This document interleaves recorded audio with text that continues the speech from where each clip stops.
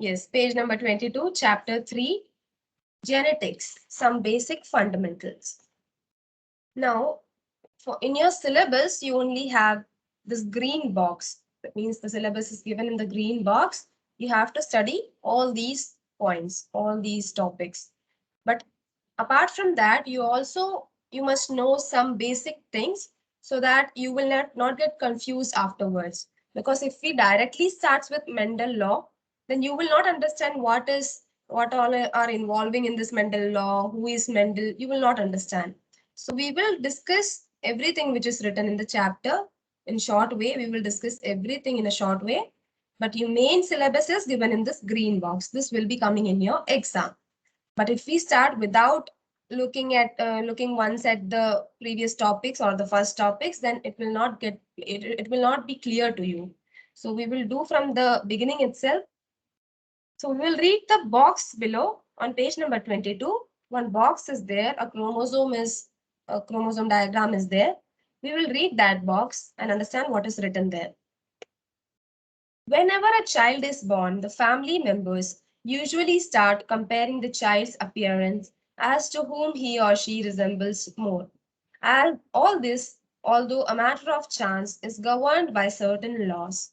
This chapter presents some fundamentals of genetics, including Mendel's laws of inheritance as envisaged in the syllabus. In order to properly understand Mendel's law of inheritance and the sex-linked inheritance, it is essential to know beforehand some basic aspects of genetics. You will learn about the chromosomes, the genes, and some very common hereditary traits in humans.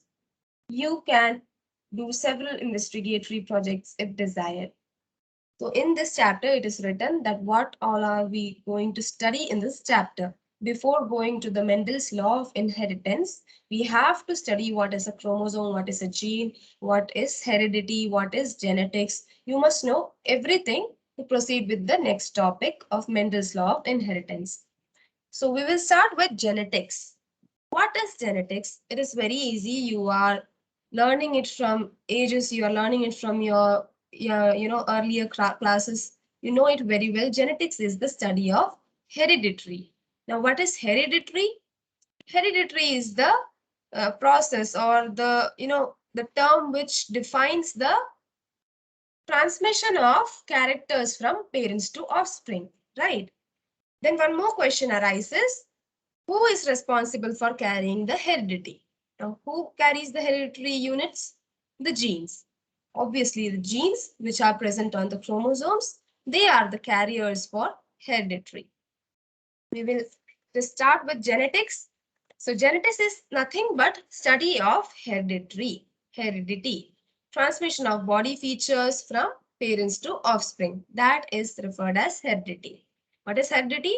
Transmission of body features from parents to offspring. Not only the body features, we can say along with body features, some behaviors are also transmitted, right? Some color, that is our complexion, eye shape and features, everything in little amount, each and everything is transmitted from the parent to the offspring, right? Now, second comes the who is the father of genetics. So it is written very clearly, father of genetics is Gregor Mendel. His full name is Gregor Mendel. Further, he came up with many laws. That is the main law which he has, the law of inheritance. So inheritance means, what is inheritance? Inheritance means nothing but this transmission only. That means the passing of the characters is known as inheritance. We say inherited, that I have inherited this from my parent, that is inherited. That means the transmission of the characters or the transfer of the characters, we can say. So father of genetics is Gregor Mendel.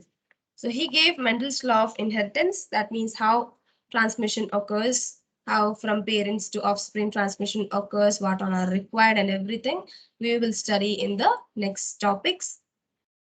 Before that, now one more thing is very important. As we study that genetics or heredity is the transmission of the characters from parents to offspring. You have studied this much. But this is not actually the picture. The all the transmission is not done. I mean, all the characters, behavior, and everything is not properly transmitted. Like, we don't look identical to our parents, right? We are just a copy of our parents, not an identical copy, but just a copy of some differences, with some differences. We are not totally identical to them. That means not all the transmissions are occurring in between them. Only some transmissions are occurring, like some of the body features, some characters, and the color, some things. Only the some characters are transmitted into the offspring, not everything. So that's why we are not very identical to our parents, right? Identical means we do not look like twins, right? Now the next little topic you have is variation. Variation, it's an extra topic. It's a very small topic. You have to just know what is variation. That means, for example, take a species. Like, for example, if we take a dog, dog comes under a species. Dogs have different breeds, and all the dogs do not look similar, right? Everyone have something different in them. So that is variation. That means the small differences among the same species. In humans also, we are a same species. That means we are Homo sapiens. Humans are known as Homo sapiens. But do all we look similar? No. We all have different characters. We all have different body textures. We all have different behaviors. So in the same species, there are some small differences among the species, among the characters and the individuals of the species. That is known as variation, right?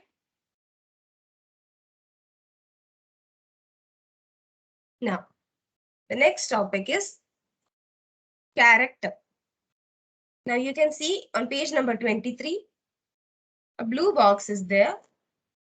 In that, character and traits is mentioned. Now, what is a character? Character is an inheritable feature of an organism. That means the features which are inherited from the parents to the offspring. That is a character. For example, body feature, color, complexion, eye type, and everything. All these comes under characters. Now, characters also have alternative forms. They are known as traits. That means, for example, if the character is the color of eye, then color of eye can be blue, green, brown, black, everything. So, basically, the main colors are blue, brown, black. These are the basic colors. Blue is also very rare. Brown and black are basic colors. So, the character, if the character is the color of eye, then what will be its trait? The color which it possesses. Okay, the color which it possesses will be the trait. That means it may be blue, black, brown, anything. Take it black and brown. Okay. Also, hair shape. If our parent has a hair shape, so that's the character. Now, what type of hair shape is coming to the offspring? That will be the trait. Trait means character has a trait. Character is the hair of hair shape. What will be the trait? That means the shape, the given shape. That means is it curly or wavy or straight? Anything. So that will be the trait. So in every case, we have characters and traits. Along with characters, traits are also present. Like, for example, we can also take ear of a human being. So in some cases, character is ear of a human being. In some cases, they are lobed. Some cases, they are attached. That means in some cases, this ear is attached with the back portion. That means the neck, right? But in some cases, it is open, it is free. So that is also a trait. So that's all about characters and traits. Have you all understood this much? Yes, ma'am. Please. So if you are asked to give any example of character and traits, you can give any example like color of the eye, hair shape and size, and also this ear thing, everything, right? You have many examples. Yellow box is there. You have many examples of characters and traits. 11 examples are there. Also, RH blood group can be referred as a character, and traits will be RH positive and RH negative. Now, what is RH? You must have studied in your previous classes. RH means rhesus factor. This is a factor, or this is a protein which is present in our blood or in our human body. right? That means in our blood, RBCs are present, right? So in the RBC, RH factors are found. These are proteins. RH factors are nothing but proteins found in the RBCs of the blood. Now, when it is RH positive, when this protein is present in your body or when it is present in your RBC, you are RH positive. When it's negative, that means the protein is not there. But there is no problem if the protein is not there. You're not going to die because of the loss of that protein. It's just in extra cases, right? So these are about the characters and traits. Now come to, yes, we will just do the progress check. Come to page number 23, progress check. The pink box is there. Mention if the following statements are true or false. If we do all this, you will understand some basic differences and what is true actually. You will understand some terms in a better way. So let us discuss this. First one, genetics and heredity are the same thing. Are they same? No. So this is a false sentence. Why they are not same? They connect with each other. Like genetics is the study of hereditary and heredity is the transmission of characters from parents to offspring. So both are different. Genetics is the study. They connect with each other, but they are not similar to each other. So it is a false sentence. Then second one, like begets like, this applies only to animals. So there's a green box given in this. It is written like begets like. That means it means that young ones look like their parents. So is it only in the case of animals? No. In humans also, in plants also, similarities are there. So it's a false statement. Third one, the entire human population shows variations. Yes, it's a true statement. All the population show variations. We are not properly or truly identical to our parents, right? We all show variations.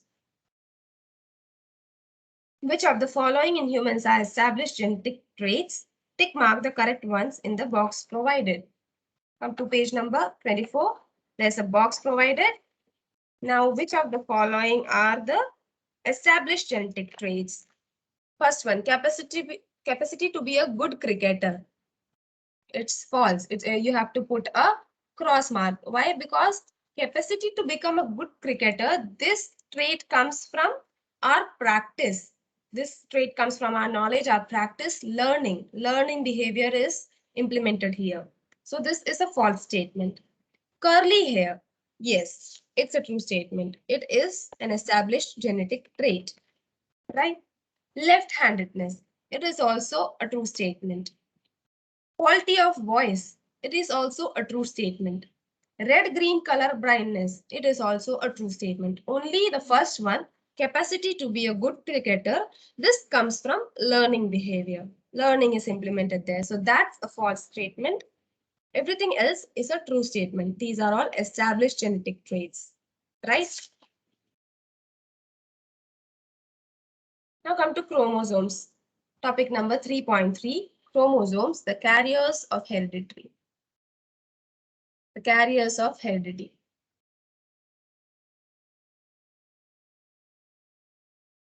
Now you all know, when is chromosome visible? We have studied in the previous chapter. Chromosome is visible when the chromatin fibers or the chromatin threads are condensed during the process of mitosis.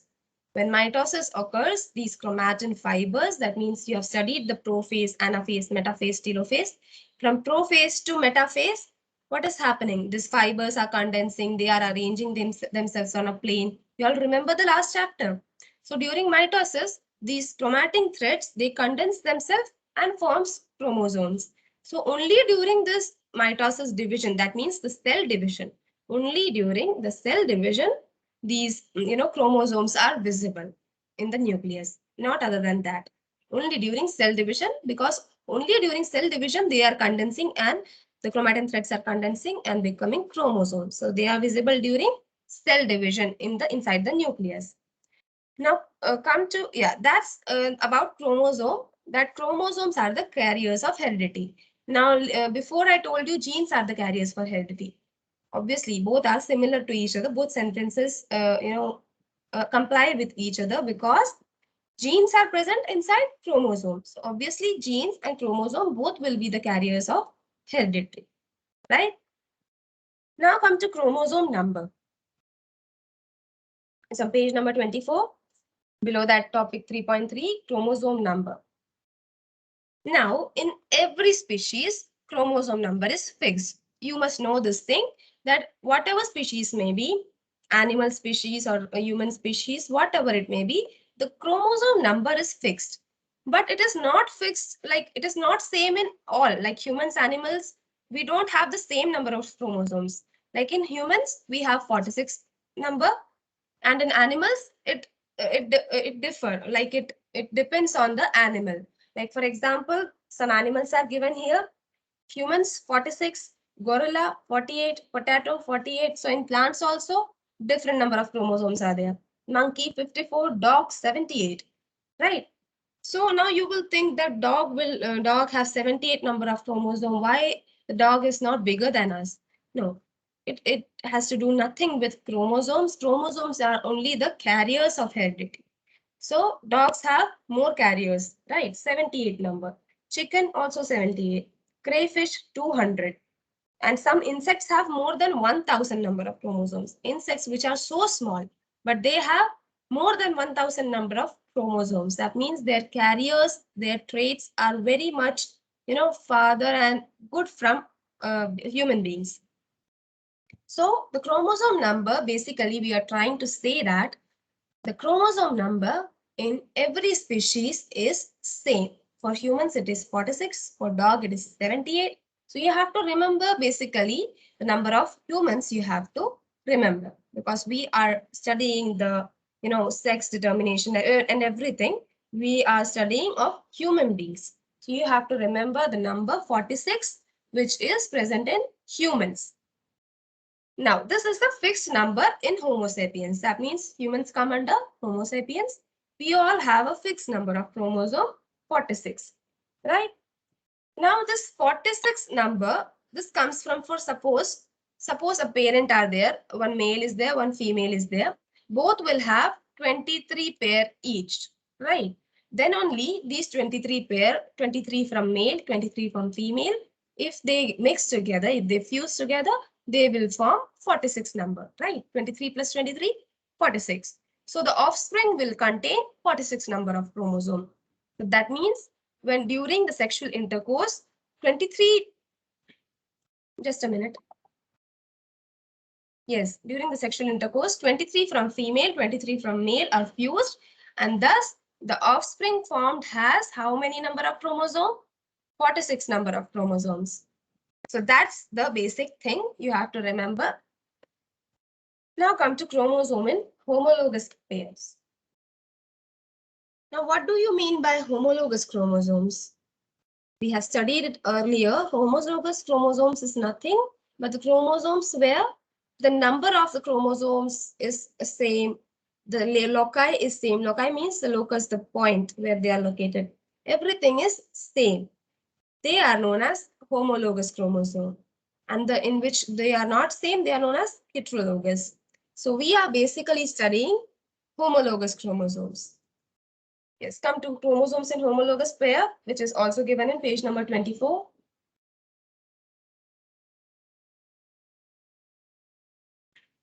Now, chromosomes, you all know, they always occur in pair. We have talked about human beings, 23 from male, 23 from female, 23 pair in male, 23 in female.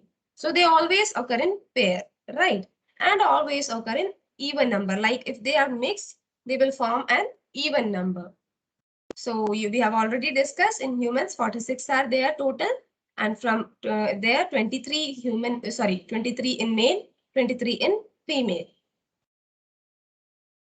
So now the identical pair of the chromosome, which one is identical? Or I have told you that the one which contains same number of chromosome located on the same locus and everything which is same, that is the identical pair of the chromosome and is known as homologous chromosome. Now there are two main categories of chromosomes. There are two main categories of chromosomes. Now this you have to pay attention. First category is autosomes. Autosomes. Second one is sex chromosome. Now, what does autosome do and what does sex chromosome do? So before that, you have to remember that the first to the 22nd pair, that is 1 to 22 pair, are the autosomes. And only the last pair, that's the 23rd pair, is the sex chromosome. That means what is the conclusion from here? That means the sex is determined only by that one pair of chromosome, that is the 23rd pair. All the rest, from 1 to 22, they are the autosomes. Now, what are autosomes? They are the chromosomes which actually participate in the inheritance process, or they are meant for transmission of inheritance or the characters. They are basically referred to or concerned with character transmission.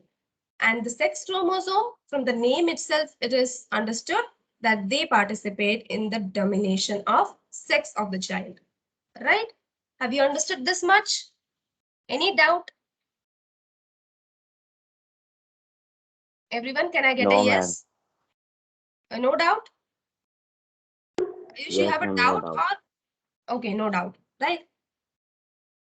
So yeah, so I'll repeat it. Autosome means the ones which are inheriting the characters. That means they are different from sex chromosome. They have nothing to do with sex chromosome or the determination of sex. They are only inheriting characters like body features, color, complexion, size, shape, hair type, etc.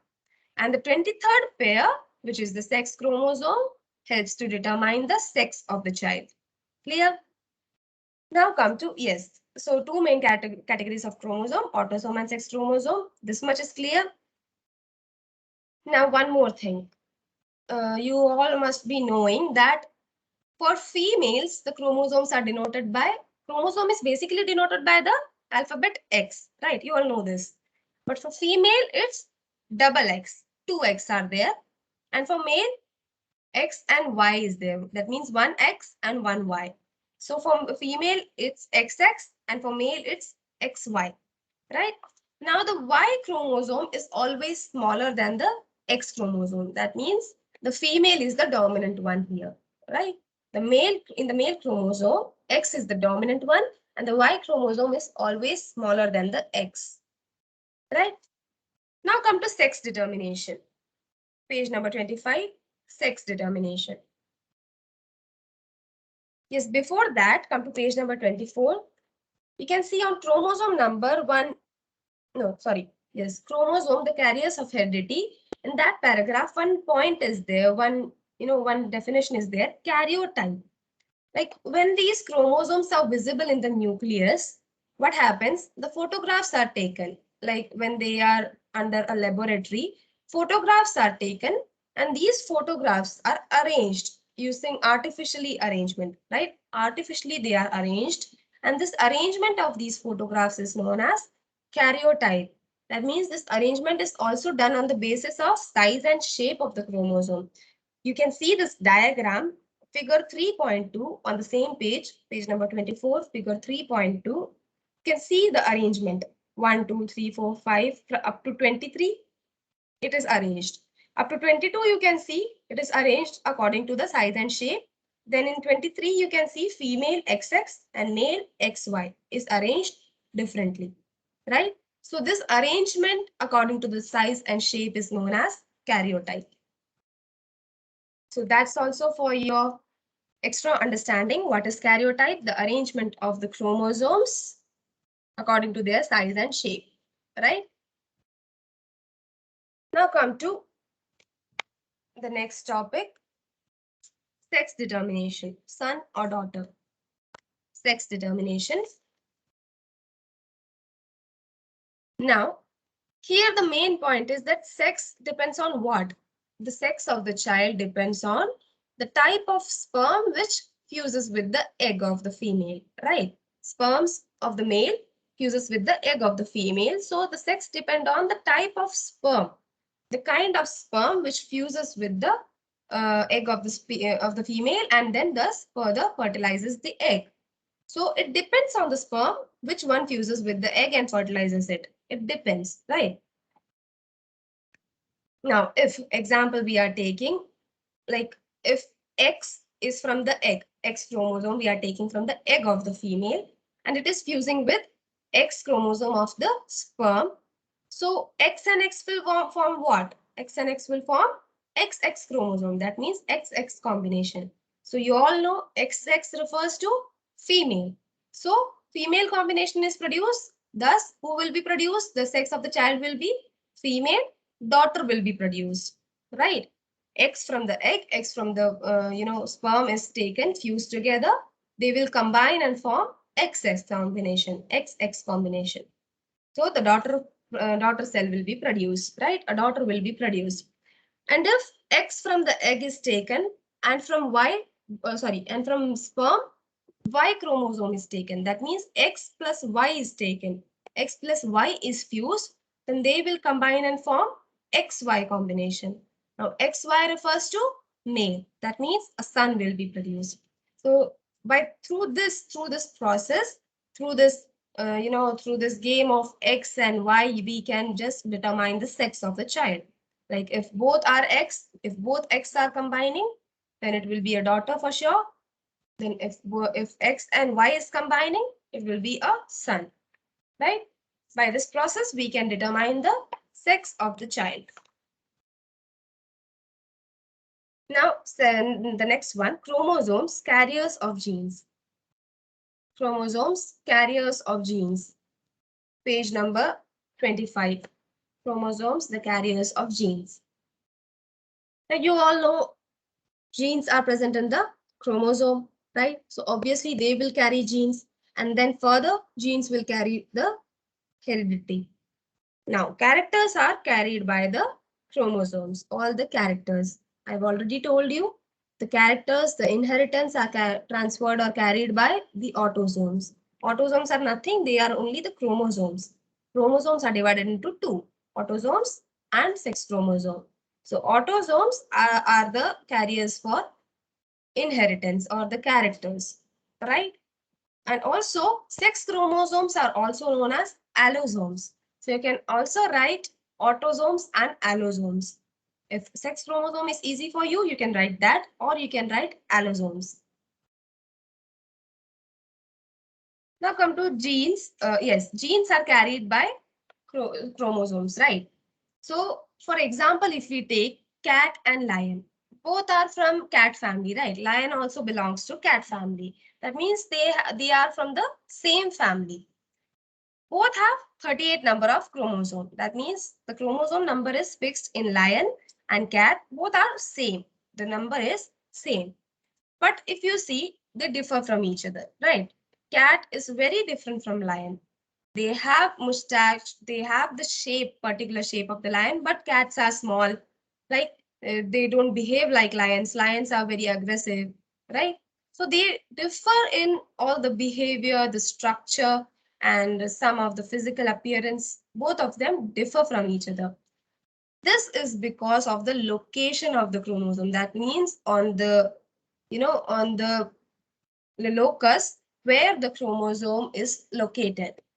This depends on the behavior and other things, the other characters, right? That's why cat and lion both look very different from each other, both have different behavior and different characters, even though having the same number of chromosomes. They differ from each other because their chromosomes are located in different places because of the location of the chromosomes.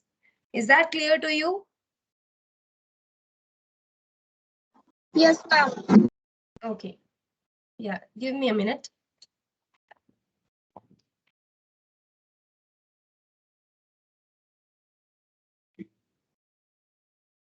Yes. So we have taken the example of a cat and lion for the chromosome carriers of genes. We have understood that both of them have same number of chromosome, but they differ from each other because of the location of their genes in the chromosome, right? So location of genes on the locus is different on both the animals, right? Now comes the next one, genes and their alleles. Next page, page number 26, genes and their alleles.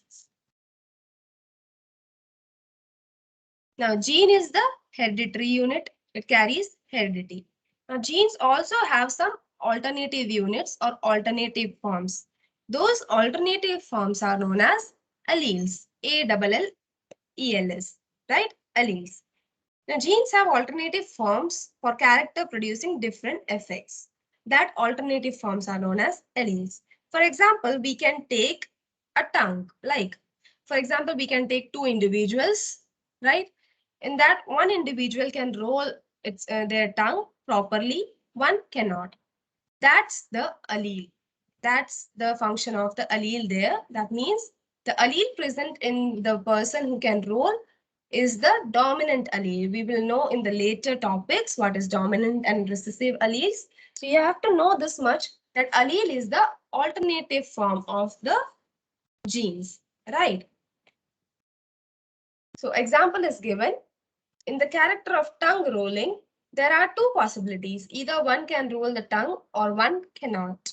So diagrams are given here. The boy is rolling it properly and the girl cannot roll it properly, right?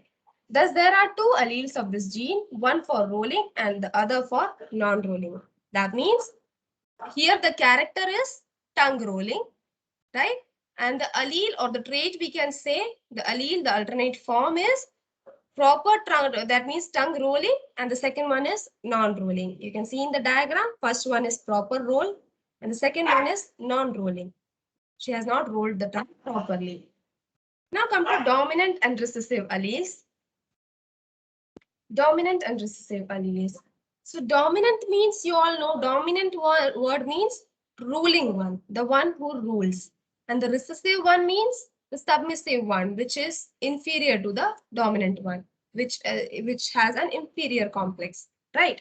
So dominant and recessive alleles are the two alleles present in a particular individual. Now it is based on their pairing, right? We will look at the next topic. Before that, you have to understand this also, dominant and recessive alleles. To understand this, again take the same example of tongue rolling. Take the same example.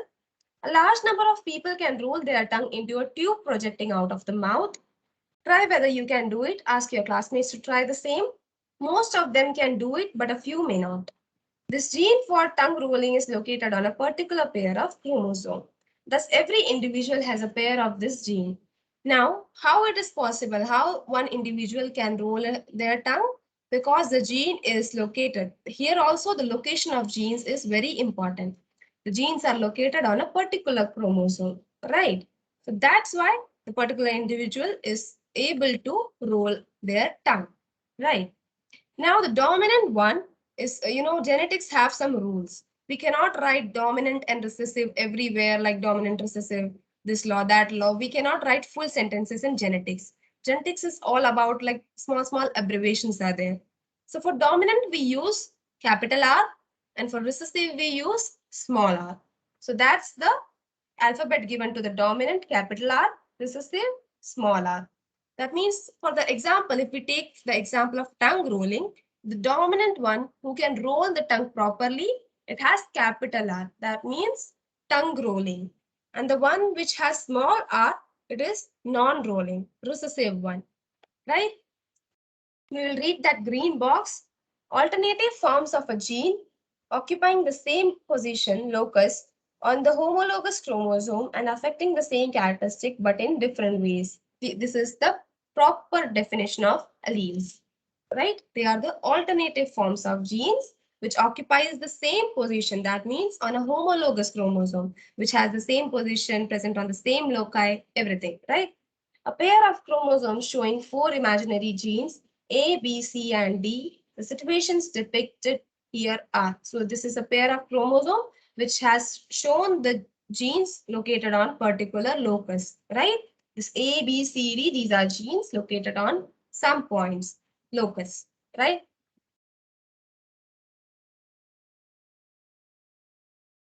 Now come to genotype and phenotype. Okay, so time is over. We will do the next topic, that is genotype and phenotype, in the next class. So for today, this much is enough. If you have any doubt, you can ask me right now or you may leave. Class is over. Any doubt?